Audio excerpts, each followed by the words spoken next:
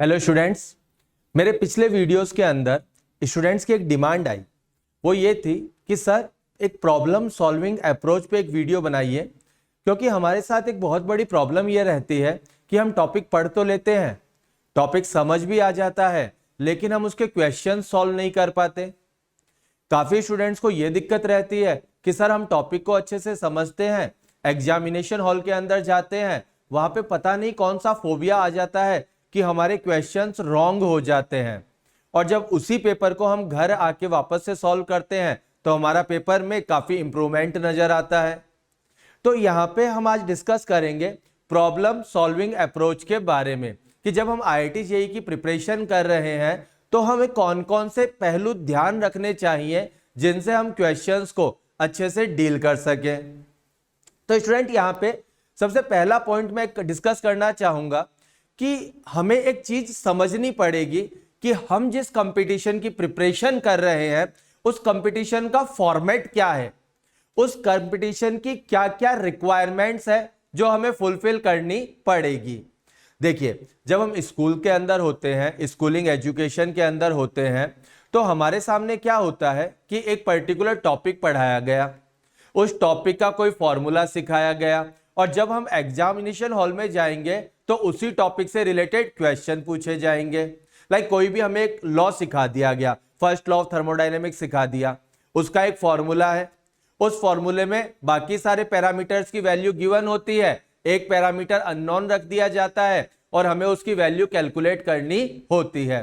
तो जब हम 8th class, 9th class, 10th class तक स्कूल के एग्जामिनेशन देते हैं, बहुत अच्छा स्कोर आता है, 95%, 98%, 99%। मैंने यहां तक के बच्चे देखे हैं कि जिनका 10th क्लास के अंदर 10 CGPA स्कोर था, और जब वो 11th क्लास के अंदर जेई की प्रिपरेशन स्टार्ट किए एकदम लुढ़क गए।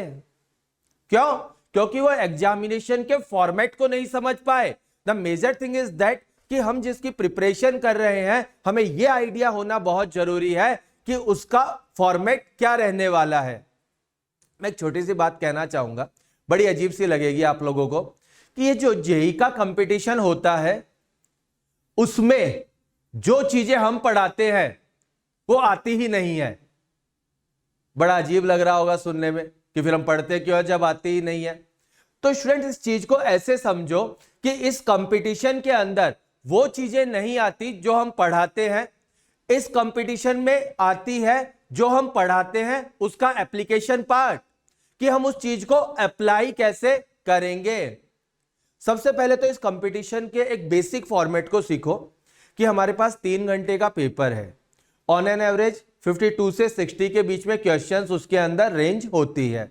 तो लाइक मैं अगर 60 क्वेश्चंस भी मानूं तो एक क्वेश्चन को करने के लिए मुझे IIT JEE नियरली 3 मिनट्स का टाइम देती है।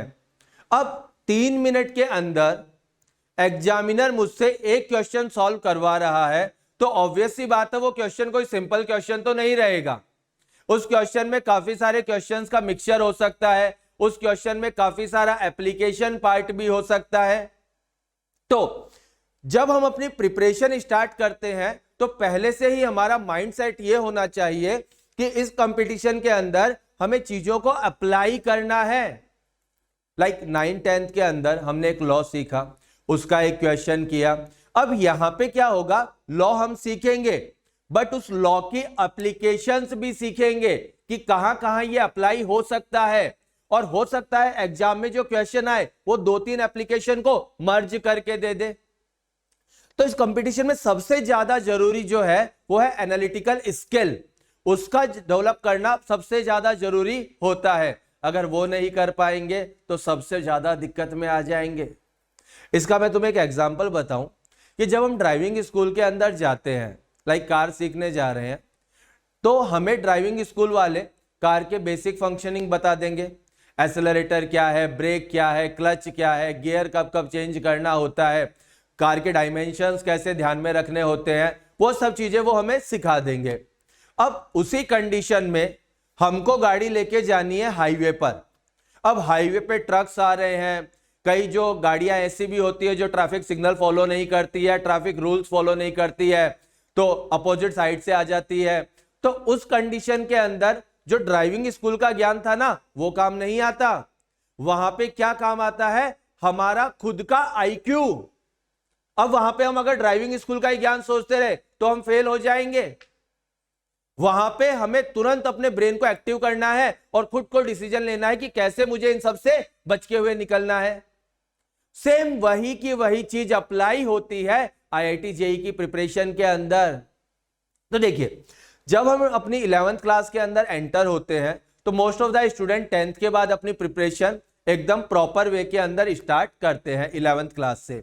अब 11th क्लास में जब स्टूडेंट एंटर होता है तो उसे सबसे पहले तो एक चीज जो हटानी है अपने दिमाग से, वो ये कि जो मैं पढ़ूंगा वही पूछा जाएगा।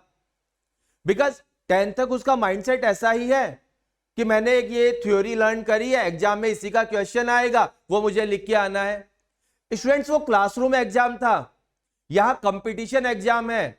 यहां 10 लाख बच्चे एग्जाम देंगे और सीटें हैं आपके पास 15 से 20 हजार। यहां पे आपको फाइट करनी है और ध्यान रखना, इसमें वही जीतेगा जो बेस्ट है। एक थ्योरी थी ना डार्विन की, सर्वाइवल ऑफ द फिटेस्ट, वो यहां पे अप्लाई होती है। यहां पे वही जीत पाएगा जिसका आईक्यू लेवल अच्छा है।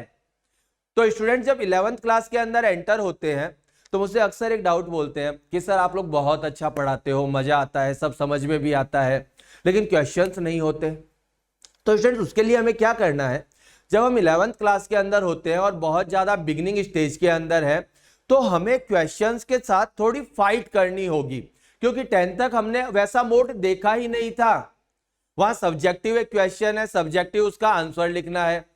तो यहां पे जब भी हमारे सामने क्वेश्चन आए, स्पेशली ये चीज मैं 11th क्लास के स्टूडेंट्स के लिए कहना चाहूंगा कि उन्हें क्वेश्चंस के साथ फाइट करनी पड़ेगी, अदरवाइज वो पीछे रह जाएंगे।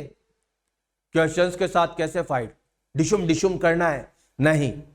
क्या करना है कि लाइक जब हम भी कोई भी एक्सरसाइज शीट सॉल्व कर रहे होते हैं तो उस कंडीशन के अंदर लाइक क्वेश्चन नंबर 1 हमने सॉल्व किया, क्वेश्चन नंबर 1 हमसे नहीं बन रहा, तो एक अप्रोच तो क्या होती है कि हम अगले दिन जाके टीचर से सीधा का सीधा डिस्कस कर लेंगे। वो गलत चीज है। हमें क्या करना है, उस क्वेश्चन नंबर 1 के लिए जितने पैरामीटर सोच सकते हैं उतने पैरामीटर सोच के उसे सॉल्व करने की कोशिश करनी है। एनी हाउ हमें उसका आंसर लाना ही लाना है। स्टूडेंट्स, शुरू में दिक्कत आती है, नो डाउट दिक्कत आएगी, क्योंकि 10th से 11th में जब हम जाते हैं तो हमारा जितना भी पढ़ने का क्राइटेरिया था वो चेंज हुआ है। लेकिन एक बार अगर इनिशियल लेवल पे हम प्रॉब्लम्स को एनालिटिकली देखना शुरू कर देंगे तो उसके बाद आप खुद देखेंगे कि प्रॉब्लम रहेगी ही नहीं। क्यों नहीं रहेगी? क्योंकि देखो, थ्योरी को पढ़ना एक अलग चीज होता है, वो हमारा नॉलेज डेवलप कर रही है, लेकिन अब उसे किसी क्वेश्चन पे अप्लाई करना, it's a entirely different parameter. बहुत से लोग ऐसे होते हैं जिनको कंसेप्चुअल नॉलेज थोड़ा कम है, लाइक है ना, काफी स्टूडेंट्स ऐसे हैं जो पढ़ने में एवरेज है लेकिन क्वेश्चंस करते टाइम उनकी अप्रोच बहुत अच्छी जाती है। क्यों? जो जब क्वेश्चन को देखते हैं ना तो सबसे पहले नेगेटिव अप्रोच भी लगा देते हैं कि कौन कौन से ऑप्शंस ऐसे हैं जो एलिमिनेट हो सकते हैं। अब लाइक मान लो कि मैंने 2 भी ऑप्शन एलिमिनेट कर दिए तो मुझे तो 50-50 की लाइफलाइन मिल गई। अब क्वेश्चन सही होने के चांसेस क्या कर गए? इंक्रीज कर गए। कई स्टूडेंट्स ऐसे भी होते हैं जो सीधा देखते हैं और सीधा उसका प्रॉपर फॉर्मेट सोच लेते हैं कि इस तरीके से क्वेश्चन किया जा सकता है। और यहां तो एक सबसे अच्छा एस्पेक्ट क्या है कि हमारे पास 4 ऑप्शन भी हैं, तो हमें इन चीजों का बेनिफिट उठाना है इस एग्जामिनेशन में। यहां पर हार्ड वर्क तो चाहिए ही चाहिए, लेकिन उस हार्ड वर्क के अंदर स्मार्टनेस का भी इनकॉर्पोरेशन चाहिए, अदरवाइज चीजें प्रॉब्लमेटिक हो जाती है। तो जब स्टूडेंट्स क्या करते हैं, प्रॉब्लम सॉल्व करते हैं, तो सर ने ये लॉ सिखाया था, सर ने इसकी एप्लीकेशन बताई थी। अगर एक सिंगल एप्लीकेशन का क्वेश्चन है तब तो हो गया, लेकिन अगर क्वेश्चन मिक्स एप्लीकेशन का हुआ तो वहीं पे वो के लिए प्रॉब्लम खड़ी हो जाती है और वो क्वेश्चन करने में दिक्कत आने लग जाती है। तो पहली चीज तो हमें क्वेश्चन को क्या सोचना है, एनालिटिकली सोचना है। सेकंड पॉइंट इज दैट कि अक्सर मैंने देखा है कि जब भी बच्चे शीट वगैरह सॉल्व करते हैं तो क्या करते हैं, क्वेश्चन नंबर 1 सॉल्व किया, क्वेश्चन नंबर 1 सॉल्व करते ही तुरंत उसकी आंसर की चेक करी, आंसर की चेक करी तो मन तो शैतान है ही सही, मन फर्स्ट का आंसर भी देखेगा, साथ ही साथ सेकंड क्वेश्चन का भी आंसर देख लेगा। तो जब हम सेकंड क्वेश्चन सॉल्व कर रहे होंगे तो पहले से ही बायस्ड होंगे कि इसका आंसर ये होने वाला है। और जो भी बच्चे इस तरह से अगर अपनी प्रॉब्लम सॉल्व करते हैं उन स्टूडेंट्स को बहुत ज्यादा दिक्कत आती है जब वो एग्जामिनेशन हॉल में होते हैं, क्योंकि वहां वो कंफ्यूज्ड हैं कि इसका आंसर ये होगा या इसका आंसर ये होगा। इसके लिए क्या सॉल्यूशन होना चाहिए? इसके लिए सबसे बेस्ट सॉल्यूशन ये होता है कि जब भी आप क्वेश्चंस करें तो लाइक 1 to 10 क्वेश्चन मुझे सॉल्व करना है तो कॉपी में 1 to 10 नंबरिंग कर लीजिए। उसे ऐसे ही सोचिए कि एग्जामिनेशन हॉल का क्वेश्चन है और उसे उसी तरीके से डील करने की कोशिश किया कीजिए। लाइक 10 क्वेश्चंस है तो उनमें पूरा पूरा एफर्ट डालेंगे एकदम करेक्ट आंसर तक जाने के लिए। शुरू में ये प्रोसेस हेक्टिक लगेगा, शुरू में ये टाइम कंज्यूमिंग भी लगेगा, लेकिन जैसे ही हमारे 1-2 चैप्टर होने लगेंगे ना तो देखना हमारे अंदर एक एनालिटिकल स्किल डेवलप हो जाएगी कि आगे के चैप्टर्स के अंदर जैसे ही हम थ्योरी पढ़ेंगे तो थ्योरी को अप्लाई करने के पैरामीटर हमारे दिमाग में आने लगेंगे। अभी जैसे मैंने कार का एग्जांपल बताया, जो एक्सपर्ट ड्राइवर्स होते हैं, एक्सपर्ट ड्राइवर्स की खासियत क्या होती है? कैसी भी कंडीशन आ जाए वो तुरंत अपना आईक्यू लगा के कार को बचा के ले जाते हैं। तो वो आईक्यू डेवलप कहां से हुआ? वो प्रैक्टिस से हुआ। और वो प्रैक्टिस स्टार्ट कहां से होगी? From the very first day. तभी हम अच्छा कर पाएंगे। तो ये जो टॉपिक आज का हमारा है प्रॉब्लम सॉल्विंग अप्रोच, इसके अंदर स्टूडेंट ध्यान रखिएगा ये कोई रॉकेट साइंस नहीं है कि इसके लिए हम आपको कोई प्रॉपर तरीके से एक्सप्लेनेशन दे सके या आप एक प्रॉपर टेक्निक को फॉलो करके कर सके। ये एक बहुत वास्ट टॉपिक है। यहां पे जो भी आप करेंगे वो खुद की स्किल्स से ही कर पाएंगे और उन स्किल्स को डेवलप करने का एक ही तरीका है। वो तरीका क्या है? प्रैक्टिस। और मल्टीपल टाइम प्रैक्टिस हमें उसकी करनी पड़ेगी। और वो भी कब से करनी पड़ेगी? From the very first day of your preparation. Like अब जब एग्जाम हमारे पास आने वाले हैं तो इस मोमेंट पे हम क्या बेटर कर सकते हैं? तो इस मोमेंट पे भी मैं कहूंगा स्टूडेंट्स कि जब हम रिवीजन वगैरह करते हैं तो एक चीज ध्यान में रखिएगा कि जो क्वेश्चन हमसे फर्स्ट अटेम्प्ट में सॉल्व हो गए थे, दोबारा जब रिवीजन करो तो उन्हें वापस करने की जरूरत नहीं है। लेकिन वो क्वेश्चन जो हमसे फर्स्ट अटेम्प्ट में नहीं हुए थे, जिनके लिए हमने टीचर्स का या अपने फ्रेंड्स का सपोर्ट लिया था, वो क्वेश्चंस हमें वापस से करने की जरूरत है। क्योंकि अक्सर क्या होता है कि जिस क्वेश्चन में हम फर्स्ट टाइम अटकते हैं 99% चांसेस होते हैं कि उस क्वेश्चन में हम सेकंड टाइम भी अटकेंगे।